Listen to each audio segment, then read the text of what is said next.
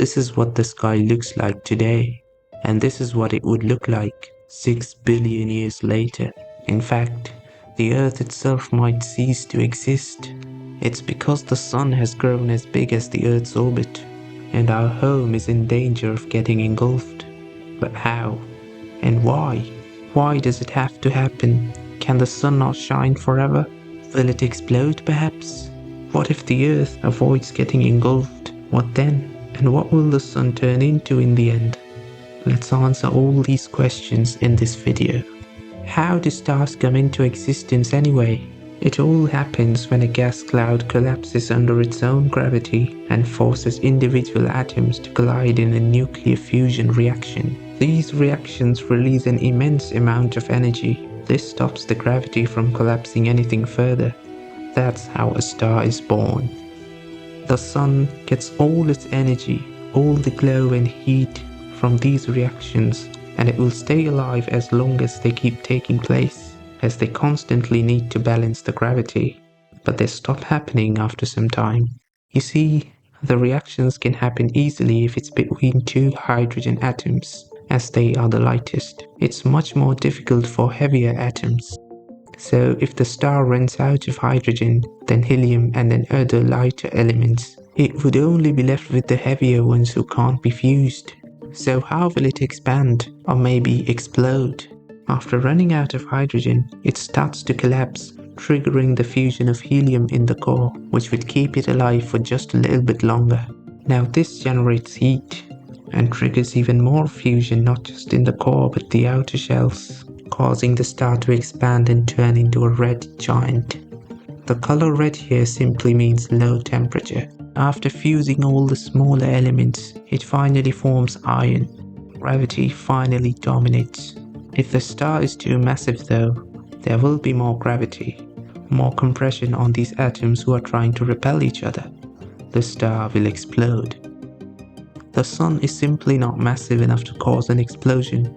After the red giant phase is over, after the reactions are all done, it simply collapses into something much smaller, something as small as the Earth itself, a white dwarf. One question must arise here. If stars can only stay alive when nuclear reactions balance their gravity, then how can a white dwarf, which is just as massive as the star, doesn't collapse any further? Is there something else fighting against the gravity? The answer is yes. The gravity here is balanced by electrons. Let me explain. All electrons follow a rule, the Pauli's exclusion principle, which states that no two electrons can have the same state. A state can be thought of as a set of attributes that define a system. In this case, they define an electron.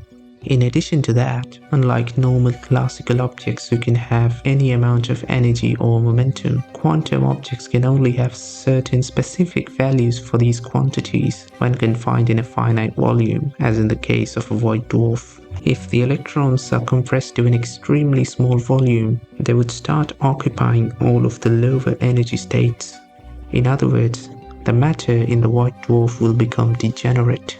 In order to have different states, they start to move, and they move fast. This movement creates a pressure against the gravity. The white dwarf stays intact by countering gravity with the electron degeneracy pressure.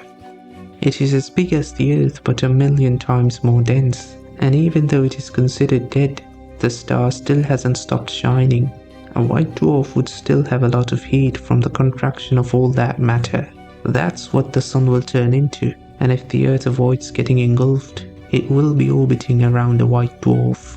But as you might know, white dwarfs aren't the only things that stars can turn into. What about neutron stars and black holes? Can the Sun turn into them? The answer is no. The degeneracy pressure arises from the rapid movement of the electrons. If the gravity is too high, their velocities would need to be higher, but there's a limit to how fast they can move. According to relativity, the closer they get to the speed of light, the harder it is for them to keep accelerating, and to actually reach the speed of light is impossible. So if the star is massive enough, the pressure gives in to gravity. Neutron stars can hold on a bit more, but after that, the only possible outcome is a black hole. While expanding or exploding, the stars lose a significant amount of mass due to the outer layers being ejected into the interstellar space. This ejection of matter, by the way, can result in something beautiful: a planetary nebula around the Sun. If its final mass after the loss is less than 1.4 times the mass of the Sun, it would form a white dwarf. The limit is about twice the mass of the Sun for a neutron star. Any more than that, and it's a black hole. One might wonder, what if we add some mass to a white dwarf? Will it turn into a black hole? The situation does arise in binary systems of white dwarfs with a star. The star's mass can accrete onto it. This results in the white dwarf not turning into a black hole, but actually going supernova. Every white dwarf in the universe is still shining due to the heat, but it won't last forever. All of the white dwarfs are slowly getting colder. It's unclear how long it will take, could be trillions or even quadrillions of years. But eventually, the sun and all the white dwarfs, they'll get cold. They'll finally stop shining. The white dwarfs will turn into black dwarfs.